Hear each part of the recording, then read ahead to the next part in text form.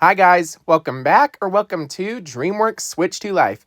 And in today's video, we are going to be reviewing The Croods. And without further ado, let's dive into why I think this movie is so good. First off, the animation quality.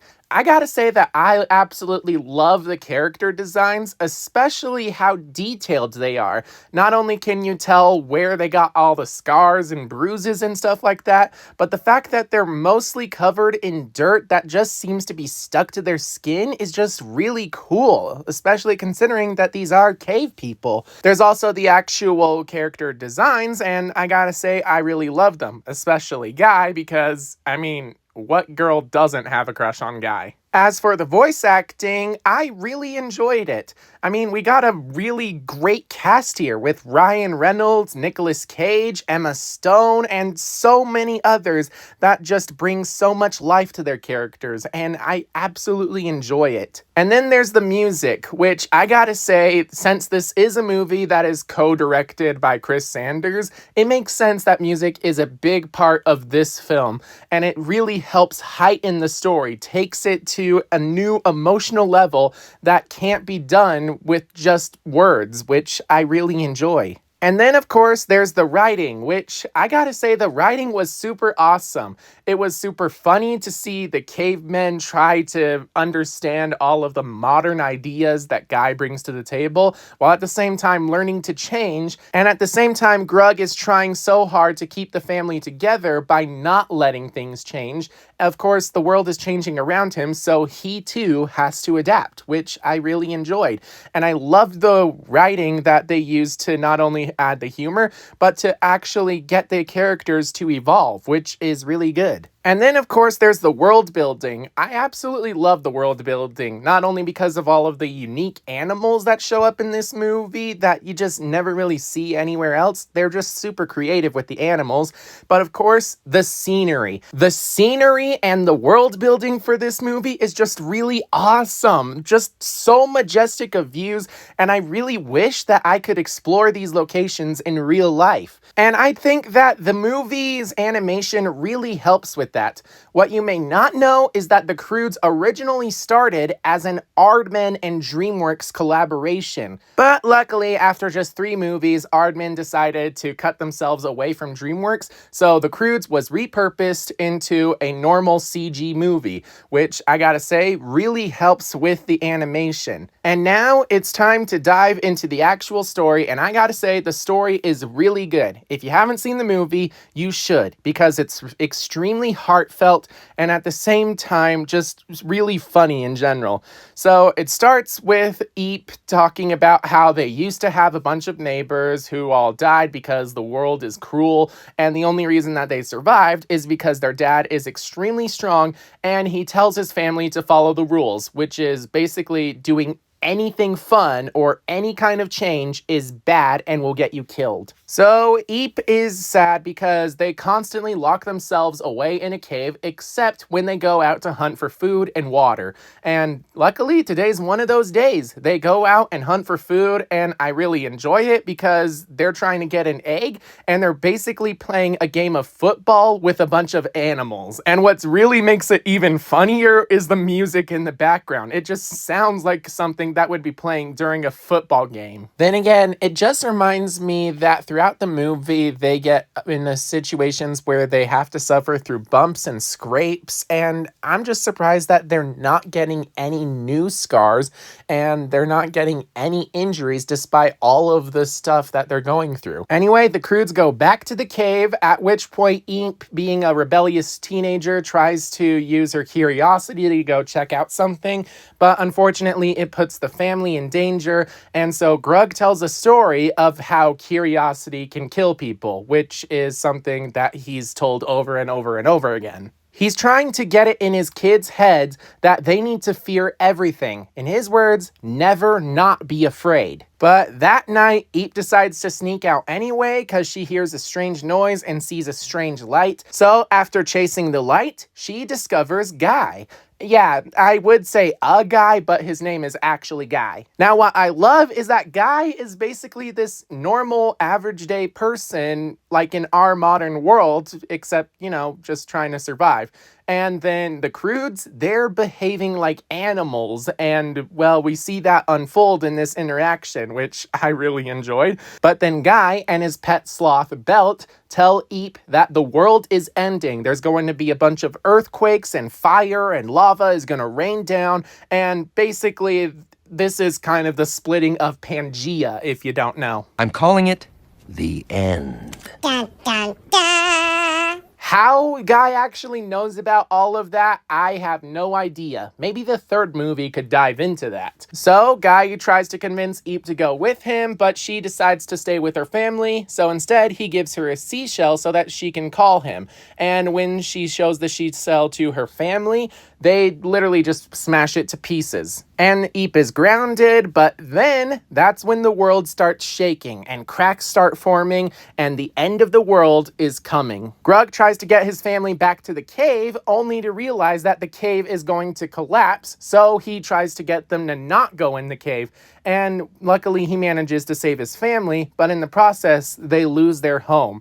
At which point, they discover that there's an entirely new world beyond their cave. Now, they're trying to go through this new world so that they can find a new cave to live in, but at the same time, they're just being extremely careful because Grug is like, Wait.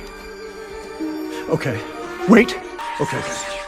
Wait. And so they try to go through this new world at the same time trying to avoid predators, at which point they run into a predator who Gran later names Chunky the Death Cat. And luckily, nighttime comes and scares off the Death Cat, but unfortunately, it brings a new threat with some carnivorous birds who instantly eat a whale in a matter of seconds. So Eep decides to grab a random skull and then uses its horn to blow into it to create a sound just like the seashell so that she can call Guy, who shows up and rescues them with his fire. At this point in time, he also meets the rest of the Croods and basically calls them savages, unlike Eep, who he thought was super pretty. And of course, the Croods, since they have no idea what fire is, get into a bit of trouble that makes it so they end up trapped in a pile of giant popcorn. Hey, try hiding from it in the tall, dry grass! In the morning, they manage to escape, but Eep hunts down Guy, at which point she tries to convince her family that they need Guy in order to survive, mostly because of his fire, but mostly it's just so Eep can have Guy around so that she can, have a friend. But the thing is, Guy wants to go to a mountain so he can get to high ground and be safe from the end. Of course, the Croods just want to find a cave. So he manages to convince them that there are caves on the mountain, and after seeing how bad the end actually is, and that it's just going to keep chasing after them, but the final straw is, I'll never live long enough to get there. Let's do it. Yeah, so Grug is actually a really caring father, but when it comes to his mother-in-law, yeah, the two hate each other so much that they would rather see each other die than help each other. It's just their relationship dynamic, and honestly, it's just super funny to watch it on screen. Mom? Still alive! It's still early. So they trap Guy in a travel log and they carry him across the landscape, and then they decide to go hunting for some food, and Guy is just amazed at how bad the Croods are at hunting. So he comes up with an idea to get Eep to help him set up a trap so that they can get some bigger and better food. While they're eating, Grug decides to tell a story about how, thanks to Eep leaving the cave in the middle of the night, they met a stranger, their cave was collapsed, and they have to go on a long journey, and eventually they're gonna die. But then Guy tells his own story about how there was a tiger girl who went to the edge of a cliff just like her father warned her not to. And she reached out and jumped onto the sun and rode it to a new place called Tomorrow. This fills the Croods family with hope and Grug with pure jealousy. So the next day they try to continue on, but that's when they encounter a field full of spiky ground, at which point, thanks to Guy and his brilliant idea of shoes, he can walk across them while the Croods can't because they will just be in intense pain. And luckily Guy manages to use this to escape, but he decides to go back so that he can help out Eep and her family on the condition that Grug no longer shoves him into a log. Drop the log. Kick it away. Farther. So, after getting shoes, this begins a montage where, thanks to Guy and his brain, he comes up with a bunch of ideas to help the Croods as they go on their journey, like walking stilts, umbrellas, and so many others. Throughout the journey, the Croods are having fun, with the exception of Grug, who is just getting madder and madder at Guy. Looks dangerous. Dad, you say that about everything. Careful. Oh, really? Okay. Eventually, thanks to the earthquake, they end up getting separated in some maze caves, and eventually they all have to find their way out to the end, and thanks to Guy inspiring them, they manage to do so, except for Grug, who is left behind in the maze caves. So they go back for him, at which point they climb into a tree so they can spend the night in safety, at which point they climb to the top of the tree, and Guy shows them the night sky with the majestic view that inspires them to go to tomorrow with Guy. Grug has no idea how to protect us. In fact, he has no ideas at all. If he actually had an idea of his own, I'd have a heart attack and die. Now, Grug overhears this, and he comes up with one last desperate plan. He needs to show that he can be a big brain guy and come up with new ideas so that he too can protect his family. Unfortunately, his ideas are just a bit lackluster. I almost feel sorry for him. No, I don't.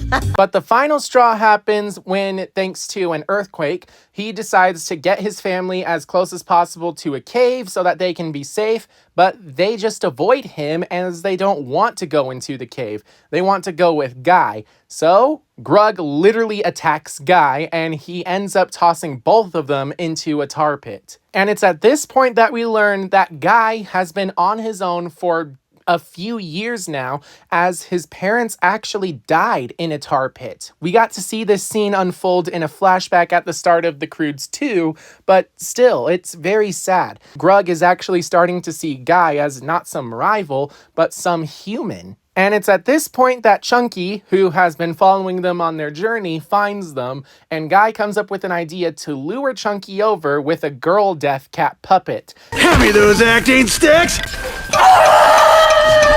And thanks to Grug and his acting, they manage to get themselves pulled out of the tar. And then the Croods and Guy get to the top of the mountain where they're going to jump onto the sun and ride it to tomorrow. But there's an earthquake that causes the ground to split before them, making it impossible for them to jump onto the sun. Yeah, obviously that wasn't gonna work because, you can't ride the sun. But still, it just makes it so that their hope is gone. So, since they can't get to tomorrow, they decide to go with Grug's idea to go back to a cave. But Grug, who has finally been inspired by Guy, is the only one who believes that there might still be hope. They can't cross the ravine, but he can throw them across the ravine. So he grabs Guy and chucks him across. And when Guy makes it, they realize they all have to say goodbye. So one by one, Grug gets the chance to say goodbye to each of his family members. This is where the film gets extremely emotional, as Grug, who this whole time has been trying to protect his family, does the ultimate sacrifice by tossing them across the ravine and sacrificing himself to stay behind. At this point, Grand actually says that she is surprised by Grug and actually finds a new respect for him. But the worst one is the last one. He has to say goodbye to his daughter, Eep. And at this point, Eep is just sad because she has too much to say to him and there's not enough time. But Grug invents a new way to get all of it across with no words. I can fix it. What do you call it?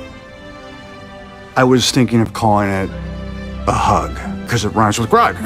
I'm scared. Never be afraid.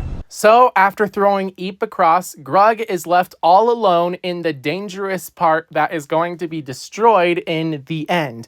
And he decides to spend his final moments in a cave drawing his family. And I just gotta say that I absolutely love this scene because the music really sells that moment, which is then ruined when Chunky the Death Cat shows up.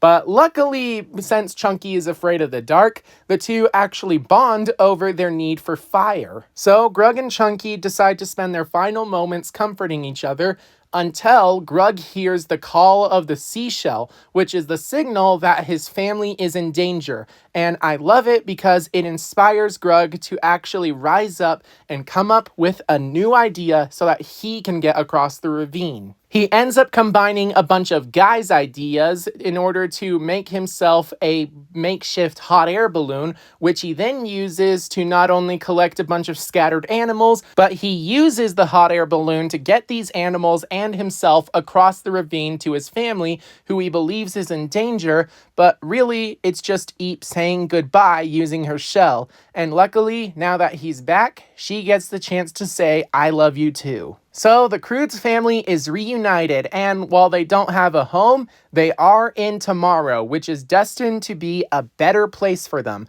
And to show how much they evolved throughout their journey, the movie ends with them getting new wardrobe designs and learning to use animals as transportation, which I did enjoy, but the problem is most of those animals and the new clothes disappeared by the time the sequel came out. I don't think that's a problem with this movie, it's a problem with the sequel. But with all that in mind, that's the end of the movie. So to recap, while it seems like the main character of this movie is Eep, the main character is actually Grug. Though I guess you could kind of say that it's a three-way tie between Eep, Guy, and Grug. But to me, this movie is about a dad who is trying to keep his family safe the best way he knows how. And that while he might be a bit stubborn, he eventually learns to evolve to accept change, and because of it, he not only sacrifices himself so he can save his family, but then he also changes to be a better person so that he can reunite with them. Combine it with the humor and the great animation, and above all else, the music, which really carries the emotional moments in this story.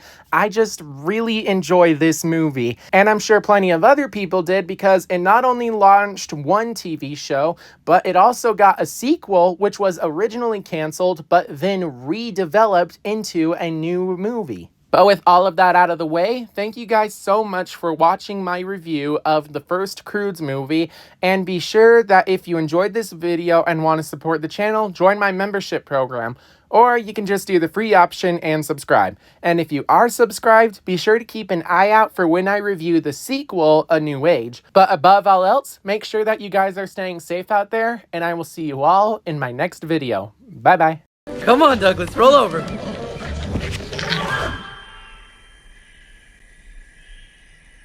Good boy, Douglas!